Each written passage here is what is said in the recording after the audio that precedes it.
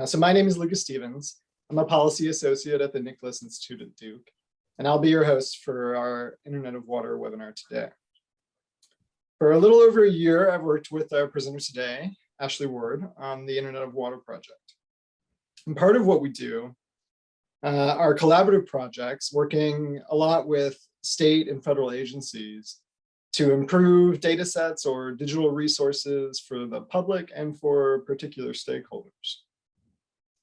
That work really sits at the intersection of research, natural resource policy, and community advocacy. And without all of those elements, it can be really difficult to sustain positive outcomes over time, even when dealing with very technical data projects. So Ashley will be talking about the importance that stakeholder engagement plays in that process, and the process that she has developed and that we employ at the Internet of Water for stakeholder development. Ashley is currently a senior policy associate with the Water Policy Program here at the Nicholas Institute, and she leads engagement and outreach for the Internet of Water project.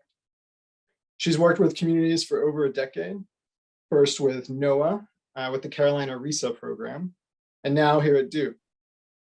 With NOAA, Ashley served as the climate health and resilience expert on the RESA team, working with communities in North and South Carolina on climate resilience and adaptation. And at Duke, she works primarily with stakeholders from public agencies on a variety of projects relating to improved water management. So I'll hand it over to Ashley in just a second, but first I want to go over some housekeeping details. We are recording the webinar today. So the recording and the presentation slides will be available as links on our website soon after the presentation. So if you miss part of the webinar today, or if you have to step out early, or if you want to share it with a colleague, it'll be available for you on our website. We also will have some time for questions and answers after the presentation. So if you have any questions during any part of the presentation, feel free to put them in the Q&A box, and I will read them out following the presentation and moderate a discussion with Ashley. If you have any administrative issues, like if the sound isn't working or the video cuts out or something like that, feel free to put these in the chat box and we'll try to get that sorted out during the presentation. Okay, and with that, I'm going to stop sharing and hand it over to Ashley to tell us about stakeholder engagement. Thank you. Great. Let me see if I can share my screen and we'll get started. Lucas, are you seeing my presentation? Okay. Thank you all for attending today's webinar. I'd like to share with you some of my lessons learned over, quite a few years working in the field. But I'd also like to open this up for a conversation with you so that you can ask direct questions and maybe share your own lessons learned. So I'd like to kick this off with a bit of an activity, a quick activity, just to kind of read the room. So I'm going to ask if you'll go to your phones or open a browser window and navigate to Poll Everywhere, which you can see here. You can either go to this website address or text Ashley Ward 973 to this number. And I would like you to answer this question. If you could describe your experience with stakeholder engagement or community engagement in one word, what is that word that you would use?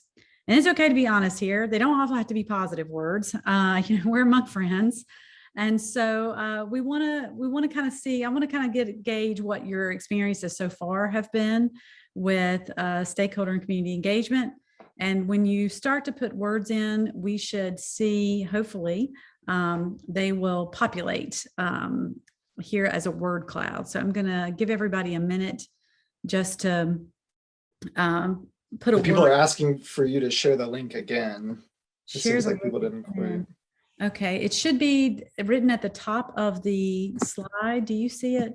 I don't see it at the top of the slide. Oh, that's interesting. Okay, hold on. Let me just put that in the box then. I've got to figure out how to do that. Well, okay. I tell you what, we're going to do something different. I'm going to have you put it in the Q&A. So if everybody, rather than doing a word cloud, if you would go to your Q&A box and just type one word that you would use to describe your stakeholder experience. And complicated. I see somebody put complicated in. That's very tricky, prickly. Communication, challenging, overwhelming, eye-opening. That's a good one for sure. Rough, misunderstood, necessary, listening. These are all really good words. Multicultural, another listening, necessary, another multicultural, learning. Right. I mean, I think I would agree with all of these and more. And I apologize, our word cloud didn't work out. I'll figure that one out in a minute as we go forward.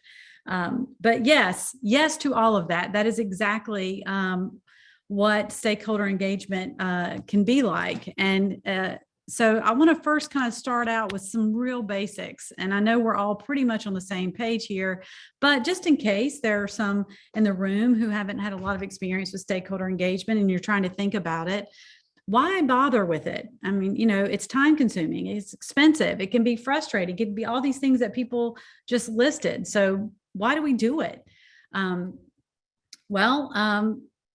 I do it because it helps me better understand the needs, capacity, and the capability of the people that I'm working with. And I want to talk a little bit about those three terms specifically: needs, capacities, capability. Needs are really the items that people are hoping to achieve, like an integrated freshwater harmful algal bloom notification system, for example. Capacity, though, refers to the physical ability to achieve that. And this is all in a stakeholder engagement context, right? Do you have the computer software that you need, or the number of humans that you need to create the system that you're trying to build, for example? But capability is something different, and it's often forgotten. Even with the IT infrastructure that you have, or the computer software, and even with the number of humans, do those people have the time and the skill set that they need to properly deploy that capacity? Now, this is really important to understand the distinction between these, because all of those things, needs, capacity, capability, require a different kind of response. So stakeholder engagement allows you to distinguish between where those pain points are so you can properly target your efforts. Second, it creates strong relationships between organizations and agencies and the people they serve. One of my biggest lessons learned, and I'm going to talk about this again in a moment, is the issue of sustainability. Sustainability and stakeholder engagement is really founded upon the relationships that are built during that process. And so we're going to talk more about that in a minute. It also helps you develop an awareness of all of the contextual limitations that can undermine a project or program, and also undermine the sustainability of that project or program. There is simply no better way to understand the complex social systems that happen in any place and time than to engage with the people who live and work there. Without effective engagement, we're often blindsided by, an issue or something that can sideline what would otherwise maybe have been a great project or program. And fourth, it helps us set realistic expectations. This is something I think is extremely useful. Expectations of the people, of the community that you're engaging with, of the project and program leads, it's very, very important. Unmet expectations result in unsatisfactory outcomes, which result in unsustainable projects. So failure to establish realistic expectations through an engagement process is a real surefire way to undermine your own success. And honestly, the efforts of people who follow behind you. So, we agree stakeholder engagement is important and we should all absolutely do it. So let's see, I'm going to move on. So I've kind of come up with what I call rules of engagement.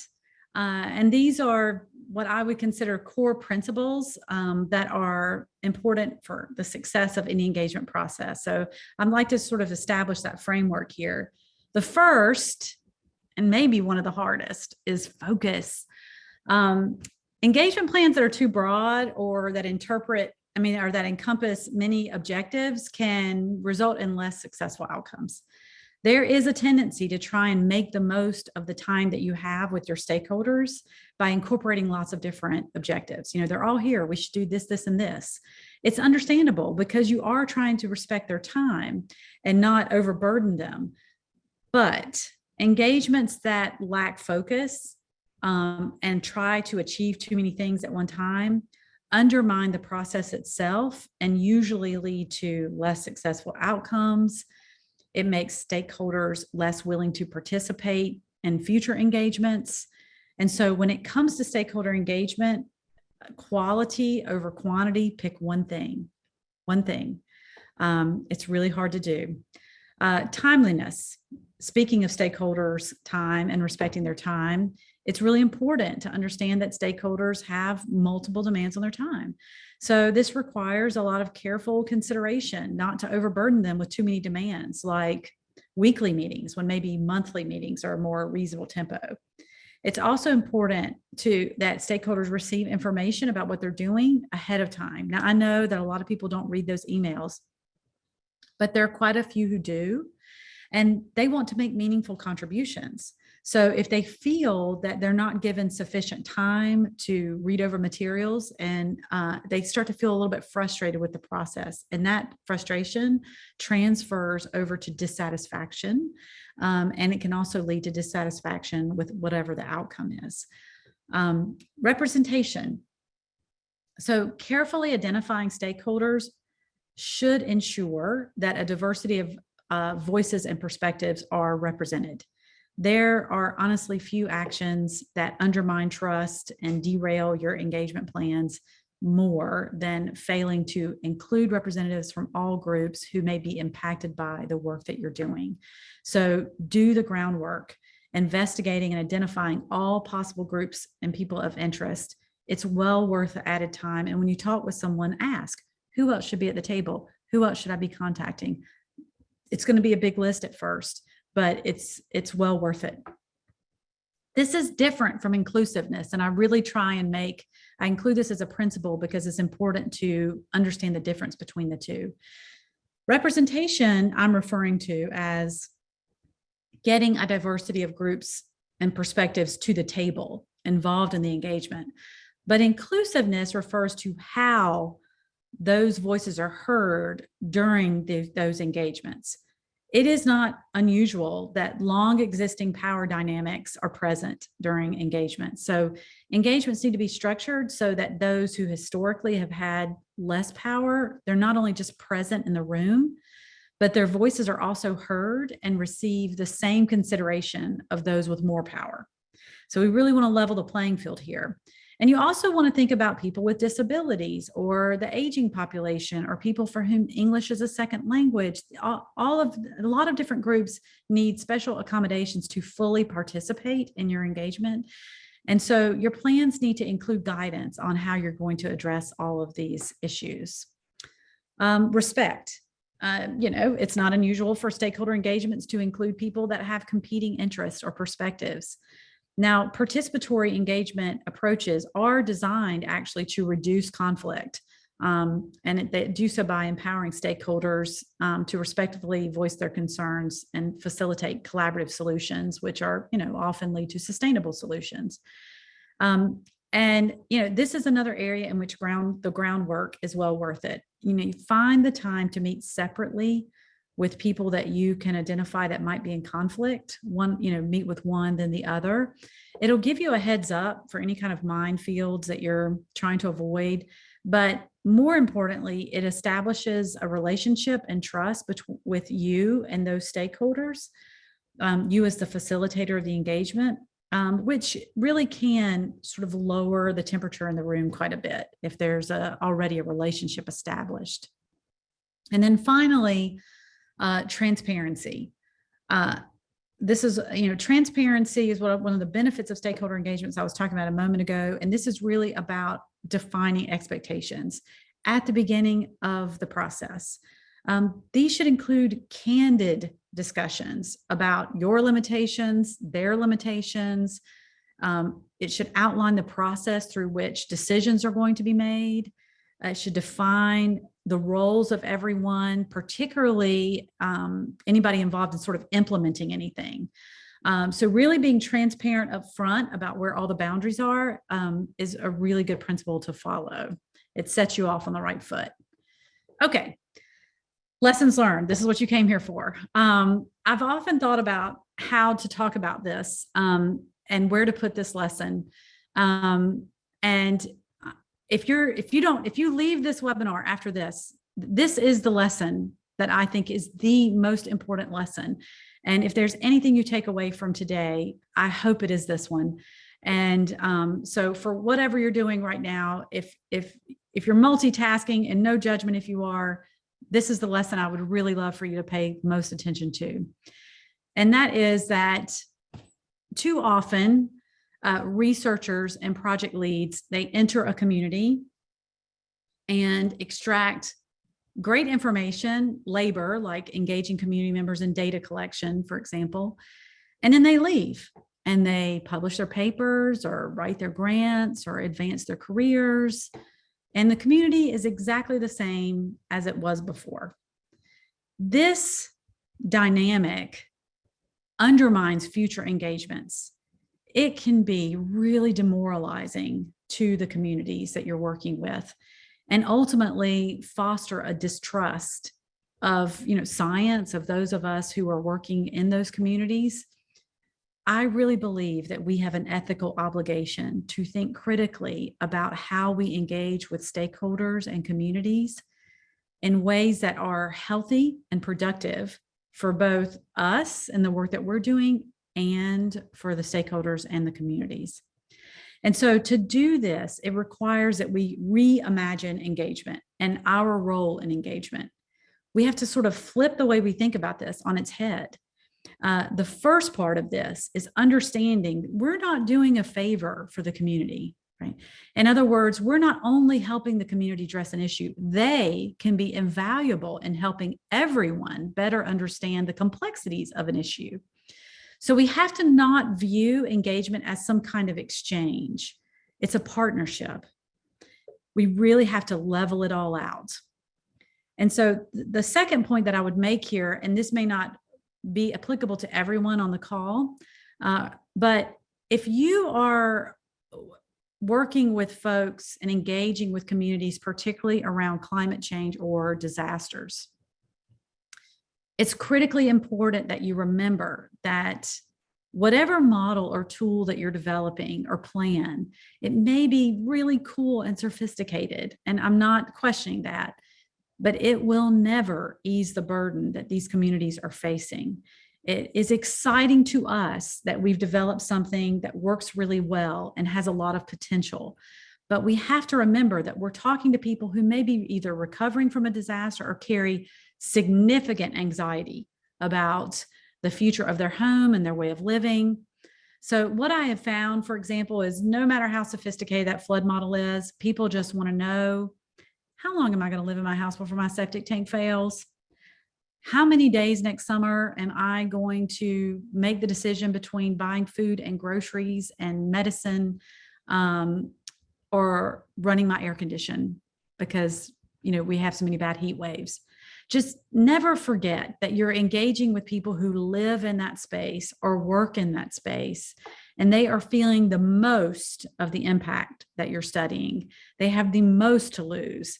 So compassionate listening goes a long way. We've taught a lot of us that work in this field a lot about how to talk to people effectively through science communications and other things, but we also have to remember to relate to them. And that means sometimes you don't get every question answered that you want. But the goodwill that you've created in the community when you are first their partner far outweighs the answer to any one question that you might have on your list. So really reimagine engagement. And that would be my call to people. So lesson number 2, align your purpose with your process. So this takes some time to really think about, what is it that you're trying to do? Are you engaging with people to gather information about something? Are you working with stakeholders to develop a plan, an action plan? Are you gathering information to develop a tool or a dashboard, or are you showing them a tool or dashboard you've already developed? All of these different purposes require a different style of engagement. One of the big mistakes that I have made, and I've seen others make, is believing that there is stakeholder engagement, when in fact there's an umbrella of stakeholder engagement and many different methods underneath that umbrella. And so a little bit of word of caution when we're talking about these things. It's really important then that we not confuse the purpose of engagement with the process of education. Education generally means that the flow of knowledge comes from a particular direction. There's an educator, there's a student. Now, education, generally speaking, does help us understand how people absorb information, but in and of itself, education is not stakeholder engagement. Do educators engage? Yes, they do. But what we want to see in this kind of process is that experts in the field become more integrated with stakeholders who are their own kind of expert, so that the exchange of knowledge is circular and not hierarchical. So, this is particularly important around technology. There's a diverse range of knowledge about technology that often can play a barrier for stakeholders during the engagement process.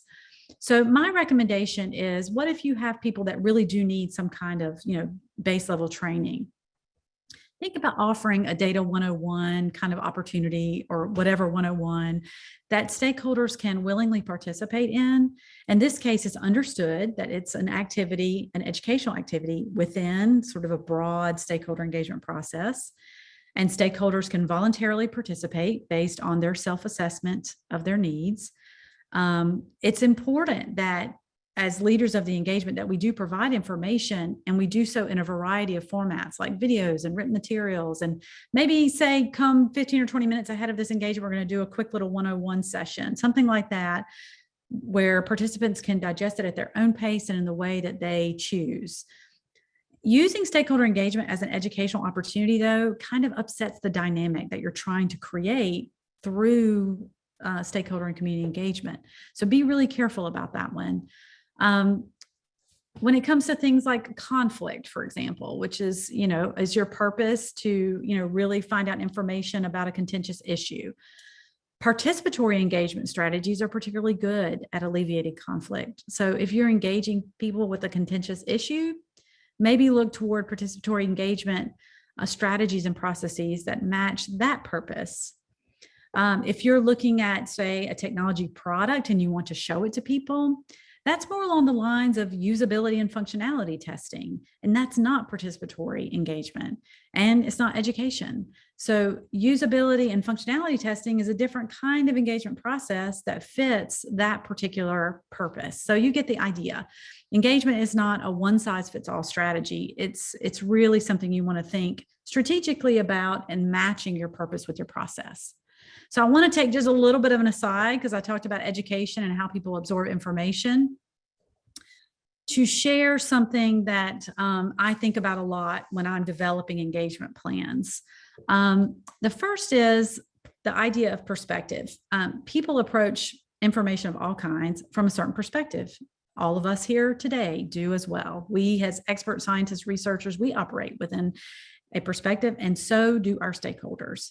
And so while we all understand logically that perception does not equal reality, it actually can have a really large impact on how we engage with others, how they absorb information that we give them, how they engage with us and each other.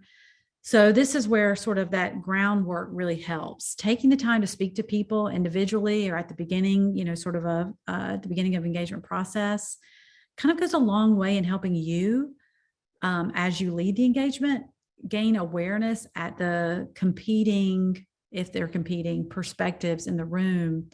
And competing or not, they can have enormous impact on what's going on. So pay careful, close attention to perspectives. The other is something called the gap instinct. And I use this a lot. I read this. This was originally written by Hans Rosling of Gapminder. And I read this when I was in the climate, resilient space. And it was just, aha. But then when I moved into, working with the water policy program, actually, it's the same thing I find there too. So maybe it's a little more universal than I appreciated. But the gap instinct is a tendency that we have to think at the extremes instead of in the gray area. So it's important to recognize that we all think that way, but so do the people we engage with. And so kind of understanding what those extremes are can really go a long way in helping you understand how to sort of move people into the gray area, which is actually where we get a lot of work done and we find common ground. So like for cloud services, I find that folks are either like, cloud services are great and safe and everything should go to cloud services, or they're in the camp that says, I don't really know about cloud services. I don't think they're safe. I think we shouldn't do that. But the truth is there's like some in between there and to these extremes. And the real progress kind of happens when we identify where the endposts are and we work to kind of bring people into the conversation in the much larger gray area. And then finally, trust. This is probably the most important, save for last.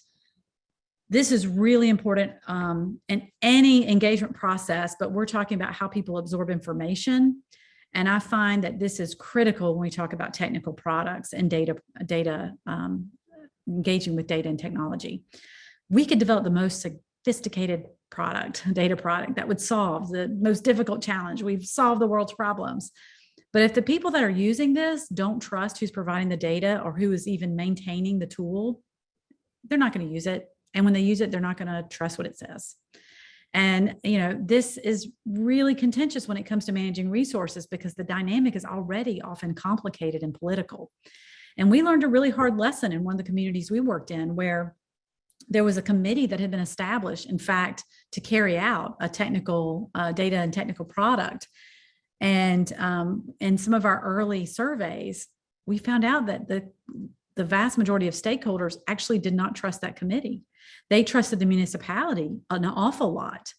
And so our recommendation to them was to actually not have the committee lead it, to have the municipality up front and lead it, and then also be the people who maintain it so that they can have the trust of the people they're expecting to use it. So that's a really important thing to think about. All of these things, perspective, the tendency to think on the extremes, and trust can really impact how people absorb information and interact with you during your engagements. Okay, lesson 3, plan. When you think you've planned enough, plan some more. Effective engagements are built around effective engagement plans. Stakeholder and community engagement is not something you just show up for or dial into. You have to be deeply involved in the process. Stakeholders just know when you're not prepared. And a failure to prepare translates into a breach of trust. It really does. There's just no other way to say it. And so we kind of go through a process for engagement, and we're going to be publishing some guidance on this. But today I really want to just highlight, I'm going to get to a lot of these individually. But right now, when we're talking about planning, I wanted to talk about evaluation. Most of the time, people don't think about evaluation as part of the planning process, but it should actually be one of the first things you think about in the planning process. It's a systematic way to identify how you can improve and communicate the effectiveness of your program, the impact of your efforts, the value of those efforts. Sometimes you'll see evaluation processes that can be really complex. I actually don't think that's necessary. There are a lot of constructive approaches like surveys that provide useful information that are not quite as elaborate. But regardless of how simplistic or complex that you decide to use with your evaluation, it's really important that you fully integrate this into your planning process. Because, quite frankly, if you wait until the end, it's almost impossible to go back and do it later. So I want to say a couple more words about that evaluation process.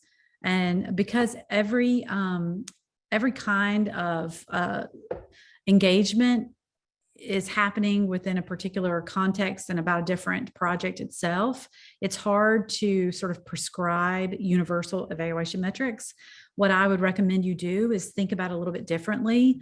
Think about 3 different sort of stages you want to evaluate. The first is process, which is really thinking about the stakeholder engagement process itself. You really want to know how you did with this.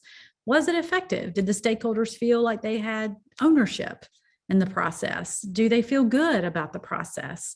I've accomplished this a lot of times with survey.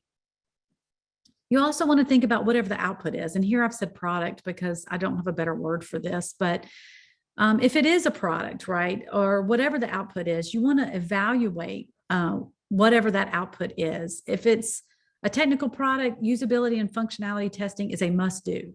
And it has to be more than a survey. Super important. Think about observation in this stage, right? Or any other kind of technology that can be more sophisticated, like eye tracking if it's a digital product.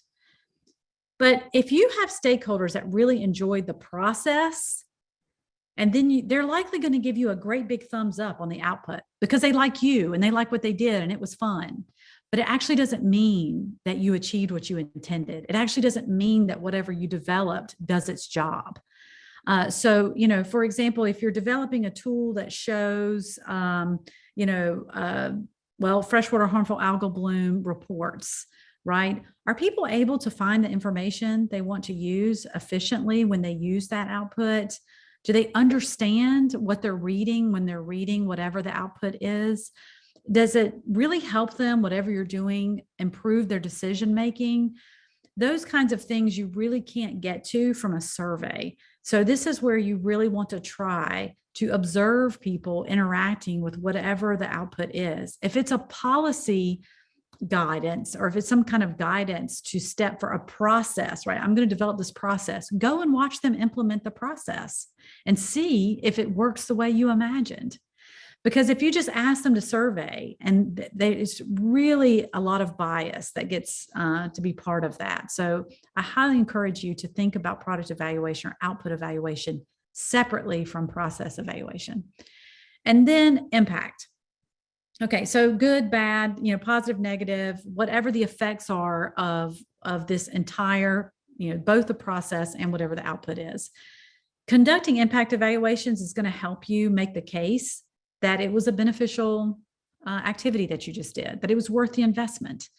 And think about impact on longer term. Think about impact for 3, 6 month, year long and longer, circling back with people to get, find out whether or not what you've done has been sustained. And that always helps in the future going forward when you're trying to advocate for additional activities, engagement activities. But trying to do evaluations as an afterthought is a huge mistake. It's just impossible to gather this kind of information if the structure isn't already in place to do so. And along the lines of planning and evaluation, I want to introduce another concept, and this comes straight out of climate work, but I actually find it super useful for stakeholder engagement planning, and that is to think about your risk. Think about doing this, some kind of risk assessment. Going through this exercise with people in your organization that are helping you design the engagements really helps you think through mitigation and response. And it also helps you figure out the difference between sort of perceived risk and actual risk. So a risk assessment matrix like this one assists you in kind of identifying what could jeopardize the ability to achieve your engagement outcomes. So, something that is highly likely, but if it happens, has kind of a moderate impact, it's still considered a major risk, right? And so what are you going to do to mitigate that? And if it even happens, what are you going to do in response? So here's an example. So what are some of the risks I'm talking about?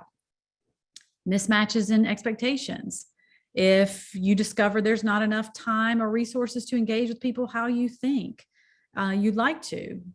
Stakeholders being over-engaged or over-consulted, people feeling excluded or lacking trust or undermining trust, not having a clear purpose, or historical dynamics that undermine your engagements. These are all risks to the engagement process. So when you think about this, and I provided you an example here from one of our planning sessions. So if we said lack of stakeholder trust is the risk that we're trying to think about, it was unlikely, we thought, given the context. But if it happened, it would have really big impact. And so because it was unlikely and had really big impact, it's a risk level of a medium. And so what are we going to do to offset this? Well, we're going to do some interviews ahead of time and build relationships with stakeholders. We're also going to consider having someone else at the front of the room. We're really elevating other leadership, right, to lead the engagements. And then what do we do if it does happen? Well, we're going to have an open and honest conversation with our stakeholders. We need to figure out what happened and how the mistrust happened. And look to them, look to the stakeholders themselves to help identify a solution for how we can reestablish trust. But just kind of walking through this exercise with your team can really help you know what to do when the unexpected happens, and really help correct, do course corrections if you need to. Okay, stakeholder mapping. So stakeholder mapping is really about identifying, who has interest in what it is that you're doing, who is impacted by what you're doing, who has influence over what you're doing. Really thinking about who you need to engage with and how. And the how part is important. So going through a stakeholder mapping process, and we have a little matrix that we use for this too, kind of gives you an idea about, different roles that people play. One of the things that I saw happen one time was this enormous stakeholder engagement thing that happened in a community, and no one ever bothered to reach out to the mayor's office. And so toward the end of it, the mayor's office was like, this is going on in my community and I never even knew about it. And why did this happen? And so there was a lot of, tension that was created later. The mayor's office could not have participated in all of the activities we were doing, but they wanted to be in constant communication about what was happening. So when you do this kind of stakeholder mapping, it's great to then really the entire sort of spectrum of stakeholders, those that are going to come to all of your activities, but then also those that you just need to have appropriate communication with. It really helps you think about who those people are. And so you'll use this kind of activity to develop, not only your engagement strategy, but a communication strategy for your stakeholders that can be more effective. And then finally, sustainability. And this is what I was talking about at the outset. I've said a lot on this topic, and all of the steps so far are designed to help you achieve sustainability. So just one last word on this. Establish who picks up the torch when you leave. Ultimately, sustainability is the concept that a project or a program continues after you leave. In public health, we learn very painful lessons that when leaders of an engagement leave, people often return to their prior patterns and behaviors. And it's not just limited to public health. Engagement is designed to prevent this. So if people are closely involved in the process, they have a sense of ownership and they're more likely to ensure that it's sustainable over time. But you can help this out by, as part of that process early on, establishing who has long-term responsibility for the outcome. Who maintains this project once we're gone? Is there funding to do so? What are the capacities of the organization who's carrying the torch forward? And do you need to develop some kind of plan for long-term support? This should be part of your engagement strategy, and also something you do specifically and intentionally with your stakeholder groups. And so those are my big lessons learned. And I had a few of you in the registration pose some questions to me. A lot of them I think I answered so far and previously, but here are a few that stood out to me in addition. So I thought I would just put these up here and address these directly before we move on to getting your comments and questions that you have here today. So how do I engage with stakeholders around data and technology? So this is an important question, actually, and I think it's important to distinguish who those stakeholders are. Stakeholders, for example, that are part of public agencies will be, it's important that you engage with them differently than you're engaging, say, private industry or the general public or other groups of stakeholders that are outside of public agencies. So why is this? There's a lot of challenges, and I don't say challenges in a bad way, but there are a lot of special considerations for engaging those who work in public agencies around technology adoption and data and technology. Why is this? You often hear people say, oh, I think our public agencies should, they want to compare them somehow to private industry. And so private industries can take a lot of risk when it comes to data and technology. And when they fail, nobody knows. They just throw that aside and, they make adjustments and they go forward. So public agencies, because we are accountable to the public, don't have that luxury. right? So in a public agency, those kinds of activities are reported. There is a real commitment to responsibly using taxpayer dollars, right? You're using public dollars.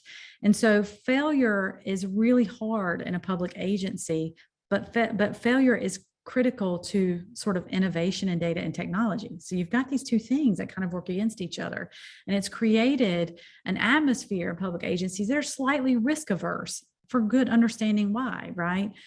And so when I engage with public agency folks on data and technology, one of the things I do is I really respect this challenge that they face.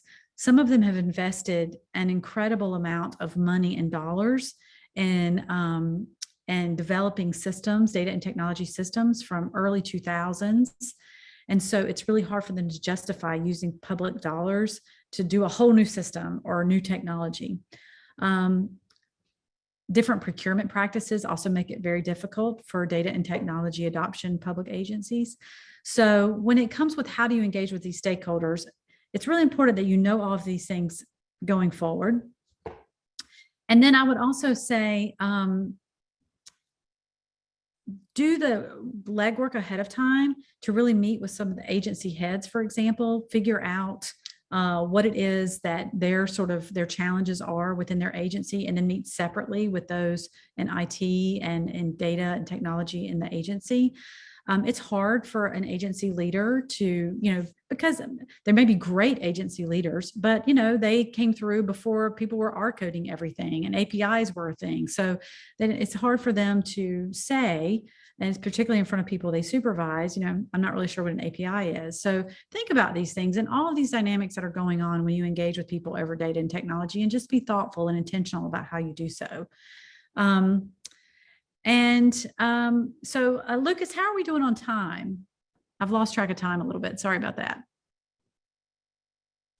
We are good. We can start taking questions whenever you're ready. Okay. We've got like 15 minutes till the end of the hour. Okay, I've got a couple of little things on these last two questions. And then, so if people want to start putting their questions in the Q&A, we can get to them. Does that sound good? Okay, let me just address underserved, under-resourced communities somebody asked me about. So I've worked an awful lot, and I would say most of my career is in communities that would meet that definition. One of the things you want to do is not overburden community members themselves. They are typically already overburdened. And so working with boundary organizations is a really good way to do this. They often have really good understanding of what's going on the ground and the people that you're trying to reach and help. And you can help them build their own capacities, which is awesome. But working with boundary organizations, they might have a little bit more capacity to work with you. Think about if you're working in a situation where you're thinking about, say, Zoom meetings and things like that, you're going to want to make sure that you have internet access, and that's something that everybody has. These kinds of challenges really happen in under-resourced communities. Also, and a lot of people have very strong opinions about this, but really think about, compensating.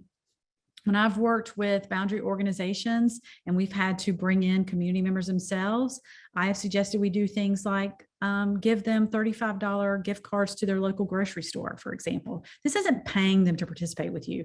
This is faithfully rewarding them for their time, right? And because it is extremely valuable.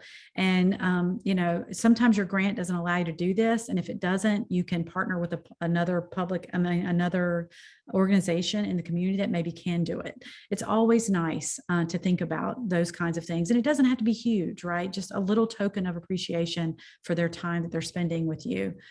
How do I engage unconcerned or unengaged stakeholder groups? A lot of times they're unconcerned and unengaged because your message is not resonating with them. So I would think about reframing that. No judgment about what brings people to the table. Maybe they're private industry and they really care about their bottom line profit margin. Okay, they're there though. And now you can really talk to them. So, and I also want to say something about how you talk to people. And with a quick example, when I first worked for NOAA, they sent me into the reddest rural counties, and this was over a decade ago, and no people weren't agreeing with climate change, to talk about climate change. So I was honestly terrified. I thought people were going to be really ugly to me. So I showed up to this engagement early, and I like to always go and kind of listen to what people are talking about ahead of time. And I'm there to talk to them about heat exposure. That's my own area of research. And so, but I noticed everybody's talking about this rain event that had happened. And so I get up at the front of the engagement and I say, who I am. And then I say, my grandmother used to say that she wishes we had a long, slow rain, that it used to rain slowly over a period of days. And now it just comes down in these downpours and washes everything away, beats her flowers to death, runs off. It never has a chance to absorb. Now everybody in the room is nodding their head at me. We are in agreement about this. Right. And I say, is this something, I hear you all are witnessing the same thing. Yes, yes. People all agree they're witnessing the same thing. So I say, the science agrees with you. What we're seeing is that precipitation patterns are in fact changing. So now we are all on the same team. Okay. We found common ground here, even though we are ideologically absolutely opposed. And so then I move into heat and I say, are you all noticing the same changes in heat? And yes, now we're talking about heat and we developed some kind of common ground around rain and we can move forward. So a lot of times unconcerned or unengaged groups just has to do with how you're delivering your message. Not always, but that's a good way that you can overcome some of those things. Okay, Lucas. Sorry. Okay, so we have two questions that I've seen so far come in. So one is a practical question, and I'll start with that. Do you have any advice as to best practices in terms of a hybrid with in-person and virtual engagement with meetings and forums? Okay, so this is a great question, and I wish I would have brought that up actually. So I was really worried when COVID hit about what it was going to do for our engagements, and I found that it was, we had almost 100% attendance at many of our Zoom engagements. I am not a fan of hybrid. I actually think hybrid is really hard to carry off effectively. What I would recommend you do is if you have some people who can come in person, some people who can't, that you actually do two separate engagements, not the same. And we had this great success with Zoom engagement. So I think people are getting much more savvy with it. People can do breakout rooms and all kinds of things. But I actually find that the hybrid environment is frustrating. It actually, that thing where I talked about inclusiveness, it actually does not foster inclusiveness because there's no way to match in person and online at the same time and everybody get the same, treatment. So it's a lot easier if you just decide you're going to do two different engagements that way. That would be my advice. Okay. We have two questions about sort of incorporating research into engagement. And one of them is about how to sort of break down silos between different research disciplines. So like socioeconomic and biologic, which is often, what we're dealing with in the water space. And then the other question is about how to better train researchers to be better at stakeholder engagement. It's often expected, but there's often zero training, says the question asker. Oh, that second one. Boy, oh boy, oh boy. Yeah, that's true. Yes, that is true. So I have, I don't know. So my thoughts about, I'm gonna do these questions backwards, moving backwards, right? So training scientists on engagement. I actually think it's unfair to ask scientists to also be experts in engagement. I would recommend that if you can, that scientists actually deploy practitioners, science communications practitioners and engagement practitioners to work with them. I have found in the RESA program, that's what a lot of what we did, right? We had both, we had scientists, we had practitioners, we had community folks, and it actually works really well that way. Scientists can be in the room, so they get to hear all the feedback and witness and observe, which is very useful for the scientists and what they're doing. And the engagement is actually led by somebody who has the skill set for engagement. So that would be my number one advice, is to actually don't ask it of them, right? The second thing I would say to that is, if it's impossible and the scientist has to engage them, is as a scientist, what I would think about, and this is something that is really hard for scientists to do, even myself, when you speak to stakeholder groups that are outside of your silo, outside of your area of expertise, right? I'm not saying other experts, right? But when you're speaking to general, think about a 9th grade level. Now that offends a lot of people when I say that. Please hear what I'm about to say. If a person graduates with a bachelor's degree 10 years out of that, they are considered at a 10th grade level, right? Because the further we get away from some of these issues that we're talking about, and I'll give you a perfect example. We developed a product that helped public health professionals understand days of high heat risk. At first, we had rates per 100,000 on one of the axes. Not a single one of them could understand what it meant. They're all public health people. But it's been so long since they had thought about things in that way, because they were on health communications. They were doing something different, that the tool that we developed didn't actually work for them. So we had to think about another way to show that information. And so I was told back at that time by someone who worked in public health communications, communicate with anybody outside of your field at a 9th grade level. And it doesn't actually mean actual 9th grade. Those assessments aren't done meaning 9th, 10th, 11th, 12th, like we think. So just to keep that in mind, if you are a scientist and you are communicating with people, there are all kinds of online tools where you can put in words and it gives you an alternative word that's more effective to use. Keep in mind, Susan Joy Hassel has a fantastic article, and I'll try, if you want this article, you should email me. But she has hundreds of words that she's found that actually have different meanings to the general public than they do to the sciences themselves, like positive feedback. Positive feedback, I've used that myself. Positive feedback usually means good job to the general public. And climate change, positive feedback means we're all about to die. So, really be sure that the words and the terms that you're using don't have a general public or even in a different area field, they have a different meaning too. So think about the words you use, think about how you talk about things. You're not being insulting to people if you think about things with that 9th grade level in mind. The other question was silos. Okay, so build coalitions among researchers, have different researchers sit in. We used to bring people in specifically, people who are social scientists, people who are atmospheric scientists. We do that now in what we're doing, right? So it is really important when you're having that conversation about who needs to be at the table, intentionally bring forward people from different fields, because they are going to hear things differently and really illuminate things for you that you would not have heard yourself. So this is where this is before the engagement process, right? Collaborative work really matters. I hope I answered those questions. Yeah, and so we've got one more. So any recommendations on how to set and communicate realistic expectations that, Yes. maybe not everything stakeholders suggest can be implemented in the tools, or maybe it's not, authorized through the specific project or something like that? It's so important. This is why I talked about this earlier, because I'm going to be honest with you, failed expectations really do sideline a project. So right at the get-go, when I'm talking with stakeholders, a lot of times some of them would say something like, we want to know all of these things. We want this tool to tell us all of these answers. So then we work through that process with them about, for example, what data is needed to answer this question you're asking? Is that data available? Have that conversation with them, really honest conversation with them.